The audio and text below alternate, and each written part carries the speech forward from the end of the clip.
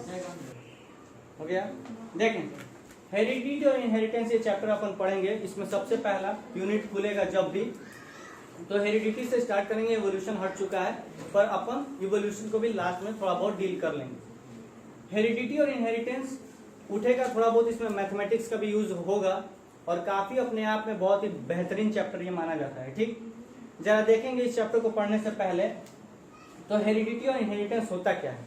बेटा सबसे पहले बता दूं कि heredity transfer of information of a character from one generation to another generation. मान लो कोई बंदा है, दो कपल हैं और उसके आने वाले बच्चे में कुछ गुण उनके जैसा आया, यानी कि उन दोनों का गुण उनके बच्चे में आया, यानी कि वो गुण क्या है, कैरेक्टर। वो गुण क्या है, कैरेक्टर है, और एक जनरेशन से दूसरे में गया, यानी कि ट्रांसफर ऑफ इंफॉर्मेशन, उस गुण का इंफॉर्मेशन गया एक जनरेशन से दूसरे में, हेरिडिटी। लेकिन जो इंफॉर्मेशन गया उसको इनहेरिटेंस कहते हैं। तो ट्रांसफर ऑफ इंफॉर्मेशन सिर्फ इनहेरिटेंस है और पूरा प्रोसेस हेरिडिटी है। जरा आपको ये पढ़ने से पहले ये देखना होगा कि डीएनए, आरएनए और प्रोटीन क्या होता है। जरा समझे कि डीएनए से आरएनए बनता है, आरएनए से प्रोटीन बनता है और प्रोटीन ही कैरेक्टर डिफाइन करता है। ठीक, जिसका प्रोटीन जैसा वैसा कैरेक्टर और वैसा कैरेक्टर वो आपको दिखेगा। तो ये एक होमोलोगस क्रोमोसोम है, एक जैसे। इसको मैंने खोल दिया, जैसे ही इस क्रोमोसोम को मैंने खोला तो धागे की तरह खुला और ये आपके सामने है। इसमें जगह जगह कुछ कुछ जीन है, कहीं कहीं जीन नहीं है। तो यानी कि ये पूरे सेगमेंट को मैंने, ये पूरा यहाँ से लेके यहाँ तक लेंथ को मैंने डीएनए कहा, तो डीएनए फिर कंडेंस होकर क्रोमोसोम बनाया। मैंने इसको जूम किया, तो बेटा इस डीएनए पे एक जीन है, यहाँ है, एक यहाँ है, एक यहाँ है, एक यहाँ है। तो जीन तो इंफॉर्मेशन कैरी करता है, लेकिन पूरा डीएनए में हर जगह जीन नहीं है, कुछ ही जगह है। यानी कि हर जीन डीएनए हो सकता है, लेकिन हर डीएनए जीन नहीं हो सकता, क्योंकि जीन तो कहीं कहीं है और जीन इंफॉर्मेशन कैरी करता है। तो gene is A segment of DNA. Gene एक डीएनए का सेगमेंट है, छोटा टुकड़ा है, विच कैरी इंफॉर्मेशन। बस यही जीन का डेफिनेशन। डीएनए आपको पता है। इसके बाद अपन पढ़ेंगे होमोलोगस, डोमिनेंट और जो भी। ध्यान से सुनो, दो चीज पढ़ना है, कैरेक्टर, ट्रेट। उसके बाद अपन होमोजाइगस, हेटेरो और एलील पढ़ेंगे। यहां से ध्यान से सुन लेना, मैं डेफिनेशन बोल दूंगा और डेफिनेशन आप लिख लेना उसी time.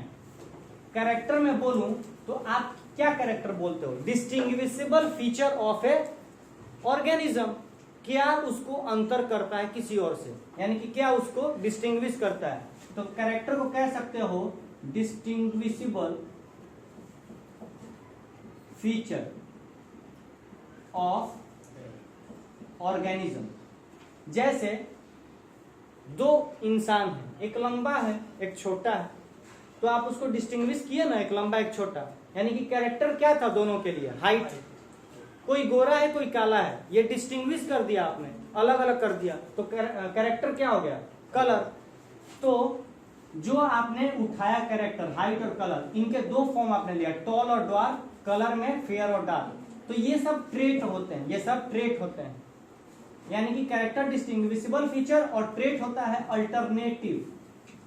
Alternative forms of character. एक कैरेक्टर के ही दो फॉर्म, एक कैरेक्टर हाइट के दो फॉर्म, कौन कौन से, टॉल और ड्वार्फ। तो alternative forms of character is called trait, याद रखना। बेटा होमो और हेटेरो और एलील में आओ तो देखो, मान लो कोई एक बंदा लंबा है, तो मैंने उसको कैपिटल टी से लिख दिया, लंबा है। और जीन हमेशा किसमें होता है, पेयर में। तो लंबा होने का जीन है उसके पास, तो मैं इसको पेयर में बनाऊंगा, तो मैंने ऐसे कर दिया, दो जीन। ठीक, लेकिन बेटा ये दोनों जो है ना, ये लंबे होने के जीन, ठीक, लेकिन ये लंबा होना, ये प्योर दिख रहा होगा, दोनों कैपिटल टी, दोनों। मैंने एक बोला कि एक बंदे के पास जीन है जो लंबा होने का है, तो मैंने लंबा होने का कैपिटल टी से लिख दिया, तो छोटे का स्मॉल टी से लिखूंगा, लेकिन वो लंबा है। तो आपको कौन सा उसमें एक्सप्रेस हुआ, लंबा वाला प्रोटीन, यानी कि लंबे होने का प्रोटीन एक्सप्रेस हुआ तभी तो वो लंबा है। यानी कि लंबा होने का प्रोटीन एक्सप्रेस कर रहा है, यानी कि वो डोमिनेंट है लंबा वाला, किस पे, ड्वार्फ वाले पे, तभी तो एक्सप्रेस कर गया। जो अपने आप को दिखा दे, मान लो 10 क्लास में एक मॉनिटर है तो मॉनिटर की बात सुनी जाएगी, यानी कि वो मॉनिटर डोमिनेट कर रहा है पूरे क्लास पे, वो मॉनिटर कंट्रोल कर रहा है क्लास को, यानी कि वो डोमिनेंट है, भारी पड़ रहा है सब पे, यानी कि ये कैपिटल टी स्मॉल टी पे भारी पड़ रहा है, तभी तो लंबा है। हाँ, लंबा ये भी हो सकता है, लंबा ये भी हो सकता है, कैपिटल टी के साथ छोटा टी, ये इस पे भारी पड़ गया है तब भी लंबा है, और ये दोनों लंबे वाले आ गए तो लंबा होगा ही। छोटा वाला वीक है, कैपिटल टी वाला डोमिनेंट है, तो अपना असर यही दिखाएगा, डोमिनेंट वाला ये भी लंबा ही निकलेगा। और ये दो आपने क्यों लिखा, क्योंकि जीन हमेशा किस में होता है, पेयर में, ठीक ना, तो जीन पेयर में होता है तो ये भी लंबा ये भी लंबा। लेकिन अगर मैं ये लिख दूं तो इसमें कोई लंबा वाला जीन नहीं है, और ये दोनों कैसे हैं, ड्वार्फ वाले जीन है, और ड्वार्फ वाला रेसेसिव था, दबा हुआ था, तो बेटा ये दोनों बौने, ये बौना निकलेगा जो इसके पास ये जीन होगा। अब देखो ये आपको प्योर दिख रहा है एक जैसा, तो कह देना ये होमोजाइगस है। क्या है, ये भी लंबा है ये भी लंबा है, लेकिन ये कैसा दिख रहा है, एक जैसा है, नहीं है, इम्प्योर है, तो ये कह देना हेटेरोजाइगस।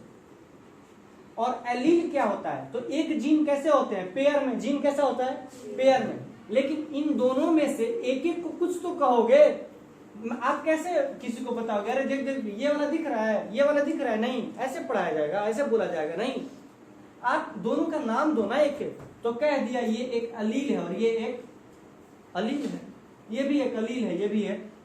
जैसे कैरेक्टर था एक, उसके दो फॉर्म थे अल्टरनेटिव, वैसे ही जीन है दो पेयर में, लेकिन एक एक को कह दिया, यानी कि अल्टरनेटिव फॉर्म ऑफ बेटा जीन, अल्टरनेटिव फॉर्म ऑफ, यानी कि जीन का अल्टरनेटिव फॉर्म क्या होता है, अलील होता है। यानी कि इन दोनों कैपिटल टी में एक जीन में कितने अलील, दो अलील, यहाँ एक जीन में कितने अलील, यहाँ एक जीन में कितने अलील, 3 जीन में कितने अलील, 6, ठीक ना, 3 जीन में कितने अलील, 6।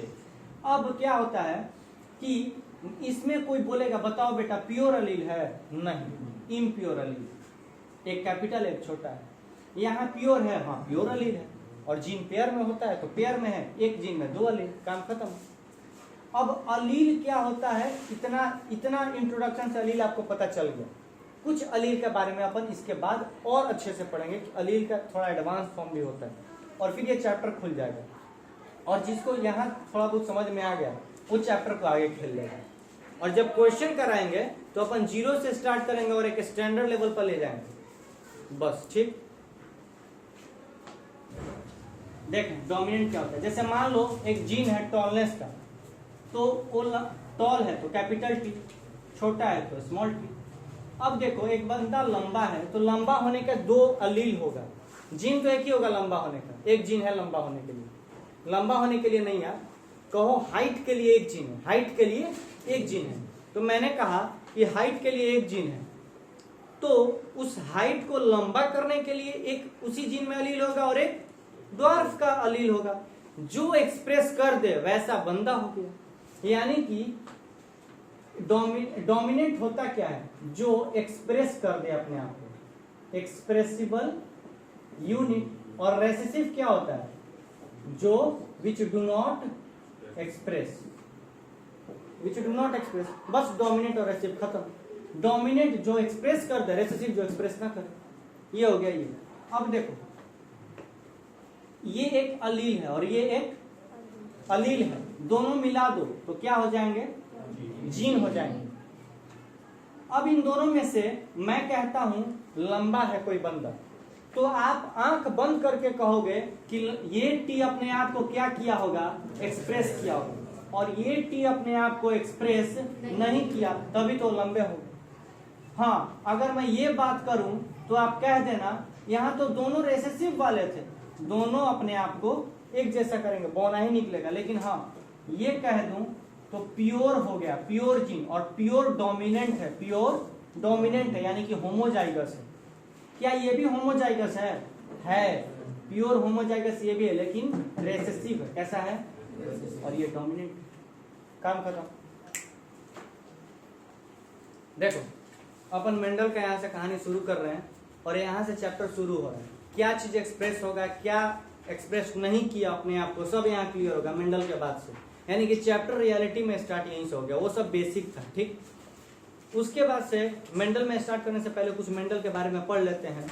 तो मेंडल अपने जमाने में one of the greatest scientist में डील किए जाते हैं, लेकिन उस टाइम उनको कोई रिकॉग्नाइज नहीं किया, ना उनके काम को ना उनको।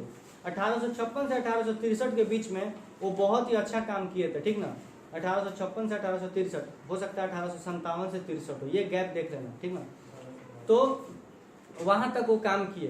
काम करने के बाद क्या हुआ, वो मतलब किए क्या मेनली, उन्होंने बहुत सारा मतलब इसमें मैथ्स भी लगा दिया था, जिससे उस टाइम के साइंटिस्टों को दिक्कत हुआ था समझने में, तो इसीलिए इनके थ्योरी को लोग डिस्कार्ड कर दिया। ये क्या किए कि एक प्राइस्ट का जॉब करने लगे। ठीक ना, प्राइस्ट मतलब पादरी, आपको चर्च में जो फादर होते हैं ना, जस्ट लाइक, वो एक चर्च के पास खाली गार्डन था और वहां पे पादरी का काम करते थे। फिर ये देखे कि चर्च के सामने बहुत सारा गार्डन खाली है ऐसे ही, तो उन्होंने मटर की खेती करना चालू कर दिया। ऐसा बिल्कुल नहीं है कि उन्होंने सिर्फ मटर को ही चुना था, उन्होंने बहुत सारे प्लांट को खेती किया था, लेकिन मटर one of the expressible unit था जिसको हम पढ़ते हैं, और भी उन्होंने खेती किया था। खैर, हमको मटर पढ़ना है तो मटर जानते हैं। तो पी का प्लांट उन्होंने उगाया वहां पे। जैसे ही पी का प्लांट उगाया तो उन्होंने बहुत सारा चीज पी में देखा, और एज बिट बाय बिट अपन पढ़ते हैं। उन्होंने 14 ट्रू ब्रीडिंग वैरायटीज को पढ़ा था पी में। ट्रू ब्रीडिंग वैरायटीज 14 क्या है मैं बता दूंगा। उसके बाद मेंडल ने पी को ही क्यों उठाया अच्छे से, तो पी के बहुत सारे खासियत थे। मेंडल ये सारा रिजल्ट करने के बाद एक बीमारी हुई उनको, ग्लोमेरुलोनेफ्राइटिस। आपको मैंने अक्सर बताया है कि वर्ड्स को तोड़ दो बेटा, नाम बदल जाएंगे, काम बदल देना। जैसे मैंने बताया था पल्मोनरी वेन, पल्मोनरी मतलब लंग्स, वेन मतलब वेन। ठीक ना, तो लंग्स से आने वाला वेन, तो when usually deoxygenated blood carry करता है, लेकिन पल्मोनरी वेन नाम बदल गए तो काम भी बदल जाएगा, यानी कि ऑक्सीजनेटेड ब्लड कैरी करेगा। तो ठीक वैसे ही पल्मोनरी वेन, यानी कि पल्मोनरी मतलब लंग्स और वेन मतलब वेन। तो वैसे ही ग्लोमेरुलोनेफ्राइटिस, नेफ्राइटिस और ग्लोमेरुलो, जहां जहां TIS टिस लगता है ना, वो बीमारी होता है। नेफ्राइटिस, नेफ्रॉन में बीमारी, किडनी में बीमारी। हेपेटाइटिस, हेपेटिक मतलब लीवर, लीवर में बीमारी, हेपेटाइटिस। ठीक ना, उसके बाद से कंजक्टिवाइटिस, कंजक्टाइवा में बीमारी, कंजक्टिवाइटिस बीमारी है। ठीक ना, वैसे आप बहुत सारा पेनक्रियाइटिस, पेनक्रियाज में बीमारी। ठीक ना, ऐसे बहुत सारे आप कर सकते हो, जहां जहां टिस लगता है डिस्कम्फर्ट बीमारी होती है। तो ग्लोमेरुलोनेफ्राइटिस, ग्लोमेरुलोनेफ्राइटिस, नेफ्रॉन्स और ग्लोमेरुलस, नेफ्रॉन्स में ग्लोमेरुलस होता है, नेफ्रॉन्स के ऊपर ग्लोमेरुलस, बताया था ना, डबल वॉल कप से वुमेन्स कैप्सूल फिर ग्लोमेरुलस। तो वहां पे इनको इन्फेक्शन हुआ और उसी से किडनी डिजीज में बेसिकली ग्लोमेरुलोनेफ्राइटिस वर्ड यूज होता है, तो ये मर गए। उसके बाद इनके काम को रिकॉग्नाइज किया गया, बहुत सारे साइंटिस्ट थे जो इनके काम को उठा कर लेकर आए। सबसे पहले इन्होंने पी को क्यों चुना, तो पी में बहुत सारा खासियत है। एक तो पी बाइसेक्सुअल प्लांट है, बाइसेक्सुअल प्लांट में खुद ही फर्टिलाइजेशन हो सकता है, यहीं पे मेल है यहीं पे फीमेल है, लैंड किया फर्टिलाइजेशन। तो इन्होंने क्या किया, मेल वाले पार्ट को कट कर दिया, यानी कि इमेस्कुलेशन, स्टेरिलाइजेशन एक ही वर्ड है, इमेस्कुलेट कर दिया, यानी कि मेल पार्ट को कट के हटाना इमेस्कुलेशन होता है। आपको बताया था ना वैसेक्टोमी, तो वैसे ही हटा दिया। उसके बाद से और वो उसको काट के हटा दिया। फिर इस प्लांट में मेल पार्ट तो नहीं है, होते हुए भी नहीं है, कट करके हटा दिया। अब इसके स्टिग्मा पे कौन लैंड करेगा, किसी और का मेल गैमेट आएगा ना, वो लैंड किया, फर्टिलाइजेशन हुआ, पौधा निकला। इन्होंने देखा कि कुछ प्लांट लंबे हैं, कुछ छोटे हैं, कुछ बीच में है, कुछ बीच में है। तो अच्छा, इनको कैसे पता कि क्या एक्सप्रेस होगा, इन्होंने रिजल्ट देखा, कुछ लंबे हैं कुछ छोटे हैं। तो इन्होंने देखा तो उसमें से सिर्फ लंबे वाले को उठाया, इन्होंने उसमें से सिर्फ लंबे वाले को उठाया और उसमें से सिर्फ ड्वार्फ वाले को उठाया। ध्यान से सुन लेना, यहीं पे मेंडल ने पूरी खेती में उगाया प्लांट, उसमें से सिर्फ लंबे वाले मटर को उखाड़ के लाया, सिर्फ बोने वाले को उखाड़ के लाया, जर्मिनेट किया, लंबे वाले को लिया, बोने वाले को लिया और सिर्फ आपस में भिड़ाया। तो लंबे वाले में से आप बताओ बेटा, आप बताना, क्या लंबा वाला तो ये भी हो सकता था और लंबा वाला ये भी हो सकता था, दोनों हो सकते थे लंबे वाले। यहाँ यही आपका दर्द था, आपके दिलों में दर्द यहीं पे अटका था कि आप इसको ले रहे हो कि इसको ले रहे हो, दोनों में से किसको, दोनों ले ले, दोनों ले ले रहे हो। ठीक, लेकिन जो बौना प्लांट होगा उसमें तो आपको कहीं भी दर्द नहीं होगा, क्योंकि बौना एक ही है, दोनों में छोटा टी होना चाहिए। फादर से भी मतलब ह्यूमन में बात करें या फिर प्लांट में बात करो तो मेल से भी छोटा और फीमेल से भी छोटा, तभी तो छोटा, क्योंकि रेसेसिव होता है छोटा वाला। अब देखो, अगर मैं ये आपस में भिड़ेंगे तो मैं किसको भिड़ाऊं? पहले इसको ले लेते हैं, फिर इसको ले लेंगे, या फिर मान लो आप पहले इसको ही ले लो, ठीक। इसको मैं नंबर 1 दे रहा हूं और इसको नंबर 2। नंबर 1 को इससे भिड़ाऊं तो देखो, इन्होंने एक पनेट स्क्वायर, एक साइंटिस्ट पनेट, उन्होंने अपना एक स्क्वायर मेथड दिया, कैसे भिड़ाएंगे, ठीक। मैंने ऐसे कर दिया 4 खांदे। ये खांदा क्यों आपने 4 बनाया ये भी मैं बता दूंगा। ये 4 बनाने का क्या रिजल्ट है, मैं 8 क्यों नहीं बनाया, तो मुझे रिजल्ट पता है इसलिए मैंने 4 बनाया, आपको भी मैं बता दूंगा। ये दोनों टी को मैं यहाँ चिपका देता हूँ, ठीक। और यहाँ से मैं नंबर 1 को क्रॉस कराता हूँ, तो कैपिटल टी और कैपिटल टी चिपका दिया। अब इन दोनों को आपस में भिड़ा, ठीक। दोनों एलील, ये इसमें कितने एलील? 2, और इसमें भी कितने एलील? ये होमोजाइगस है, प्योर होमोजाइगस रेसेसिव, और ये प्योर होमोजाइगस डोमिनेंट। तो यहाँ बनेगा कैपिटल टी और इसके साथ भी कैपिटल टी और कैपिटल टी। लेकिन यहाँ पे इसके साथ क्या है? स्मॉल टी, और इसके साथ ये वाला आया, फिर इसके साथ ये वाला आया यहाँ, और फिर इसके साथ ये वाला आया। आप ऐसे करने में दिक्कत है तो आप बाइनोमियल पढ़ चुके हो। इन दो को और इन दोनों से बढ़ाना आप मल्टीप्लाई नहीं कर सकते। मान लो ये, अरे कर सकते हो ना यार, वही मैंने किया, इन दोनों को यहाँ चिपका दिया और इन दोनों को यहाँ चिपका दिया। अब इसको बंद करो, इसको इन दोनों से भिड़ाओ। तो एक बार भिड़ाया तो कैपिटल टी लिख दिया, फिर इसको इससे भिड़ाया तो यहाँ लिख दिया इसके नीचे, फिर इस खांधे में आया तो इसको इससे भिड़ाया यहाँ लिख दिया, फिर इसको इससे भिड़ाया यहाँ लिख दिया, ठीक। जरा देखो, प्योर ये कैसे थे? प्योर टॉल, और ये कैसा था? प्योर डोआर। जरा दोनों को भिड़ाया तो कैसे है? 4 मतलब प्रोजेनी है, चारों कैसे हैं? टॉल है, चारों कैसे हैं? टॉल है, लेकिन कैसे हैं? इम्प्योर टॉल, यानी कि हेटेरोजाइगस। कैसे हैं? हेटेरोजाइगस। एक डोमिनेंट वाला भी एलील है और एक रेसेसिव वाला भी। जरा इसको भिड़ाओगे आप तो देखो, जरा ये नंबर 2 को भिड़ाओगे आप तो स्मॉल टी, लेकिन यहां हो जाएगा कैपिटल टी और स्मॉल टी।